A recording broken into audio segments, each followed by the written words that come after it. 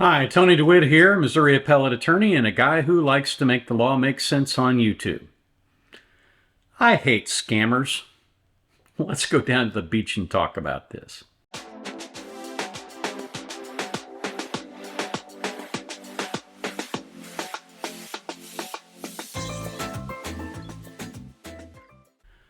Okay, so a couple of days ago, I received a notice of a copyright claim on my YouTube channel. The copyright claim relates to the use of trial video from the Murdaugh trial, and it was claimed by an entity called Associated Press UK. Now, I don't believe it's actually the Associated Press. I believe that probably it is some other entity that is in basically making an attempt to pirate the small, meager amount of money that I get from some of these videos. And as a result of that, they file this copyright claim, and immediately YouTube says, okay, we're going to send the money to them, unless you file a dispute. Well, there's only one thing wrong with that, and that is that the video from the Murdaugh trial, the order of the court says you can't claim copyright to it. No one can claim a copyright on that video.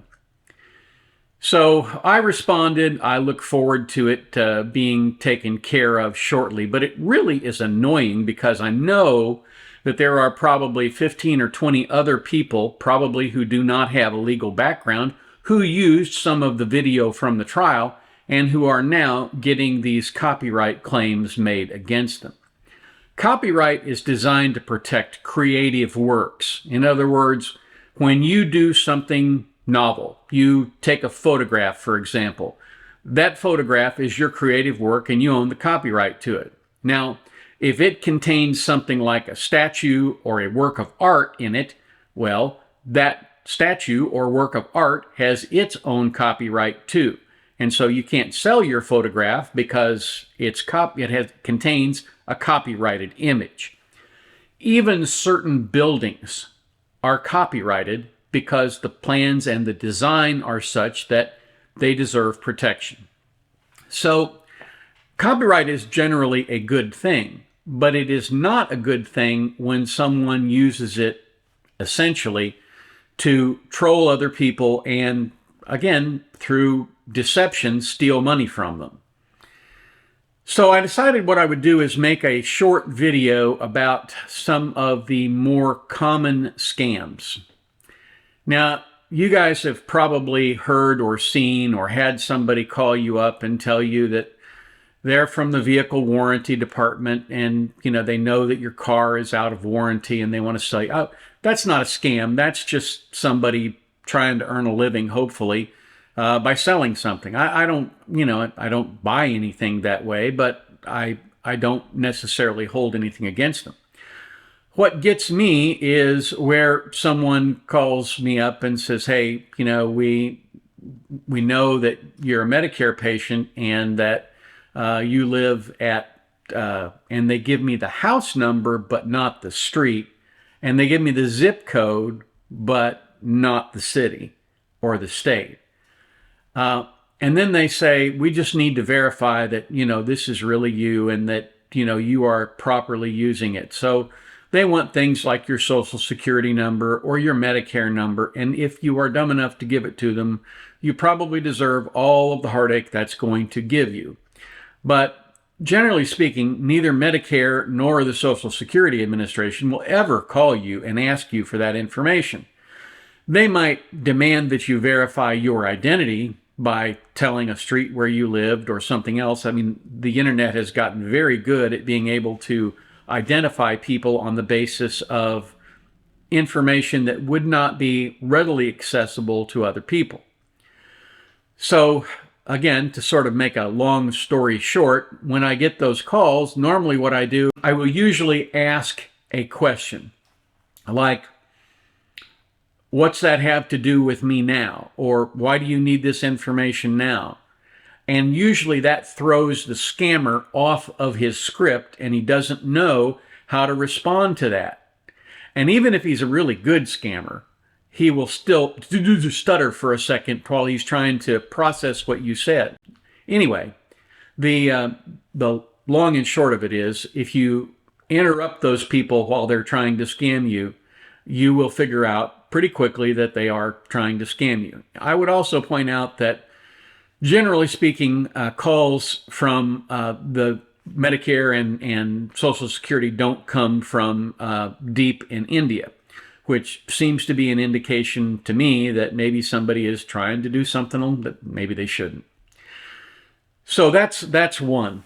Now, here is another one. Look at this text message that I got the other day, and it says that my Amazon account has been suspended. I have to click on this link, and then they can restore my account privileges.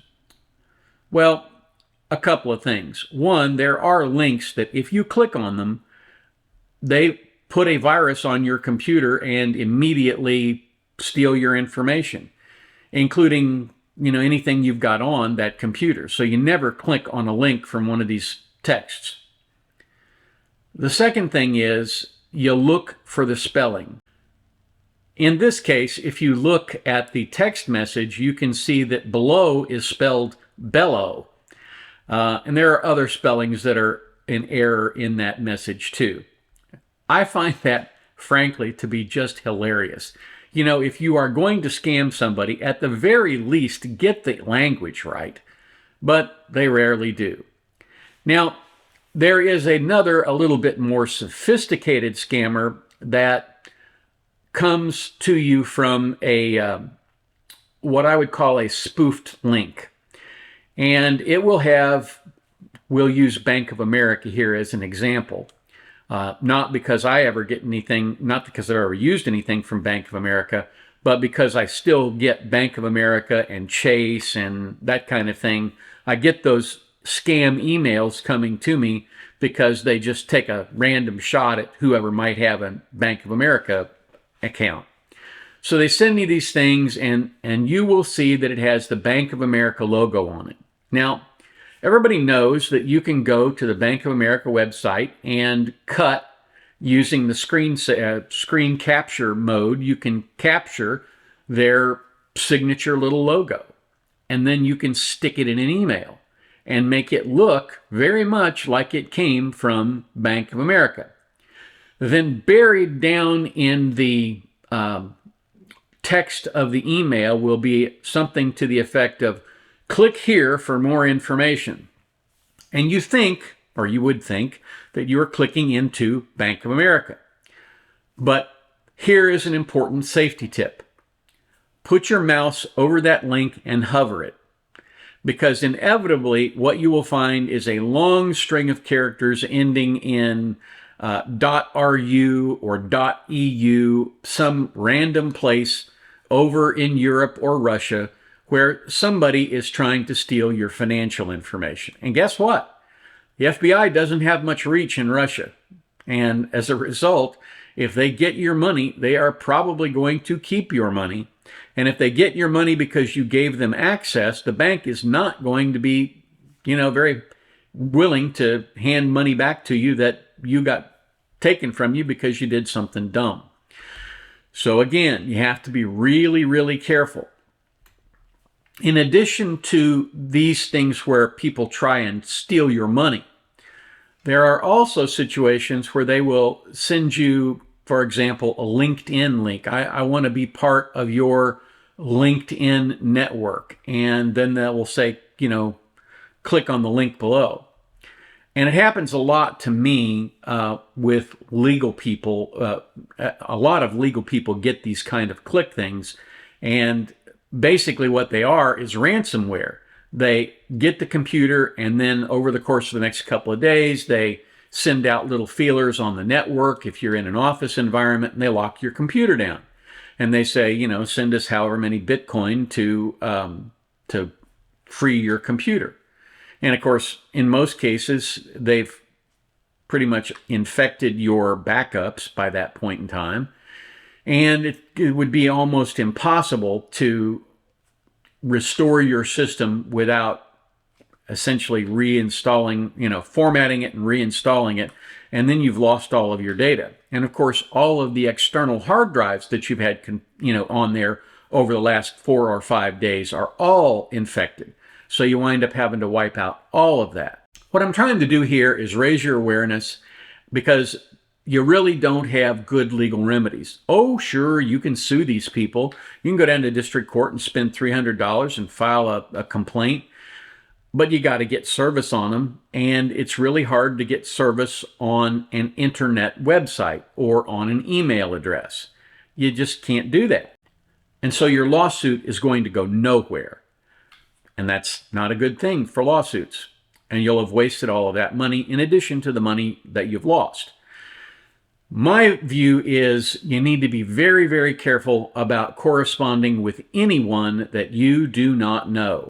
Because if you do correspond with someone you do not know, or click on their link, or answer their email, and give them an opportunity to access into your system, perhaps with attachments to your email, to their email, that sort of thing, you essentially make it very easy for someone to steal your information. A couple of years ago, the law firm that I worked for was hit with a ransomware attack, and they were able to use some white hackers to purge the system and avoid having to pay any ransomware. But it's very embarrassing when it happens to a law firm, because they have to notify the clients that their data may have been breached. So it's a pretty serious thing, and the best way to avoid a problem is simply to be aware of it. Click on nothing until you've verified that the link is safe. I have even gotten emails from what appears to be my law firm server, and it says click on this to update some kind of software. And I go and I use the function inside of my email program to look at the message headers. I track the message headers, and if they don't appear to have come from my mail server, I embargo that message and I delete it, and I send a note to our network security people to have them be aware that those kinds of things are being circulated on our network. That way, you can sort of act as a watchdog for other people who may not have the same degree of technical ability that you do. This is really important. Again, the law is there to provide a remedy against wrongdoers, but sometimes it's a Pyrrhic victory. You may get a huge judgment against somebody who never shows up to defend, but then going to collect it from a bank in Russia is going to be quite the exercise in futility.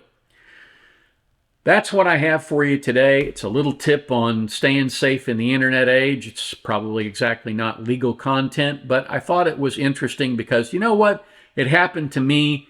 These people are trying to essentially, people try and rip me off every day using all of the different emails that I get from different sources. And so I tend to be very, very vigilant about that, and you should be too, because again, the law is not going to give you very much of a remedy, and the FBI has far more internet cases to deal with than it can reasonably deal with anyway. That's what I have for you. Thank you so much for watching. If you have the opportunity today, do something kind for someone, unless that someone is trying to scam you, and then report them. Anyway, thanks again for watching. Have a terrific day. I will catch you on here next time.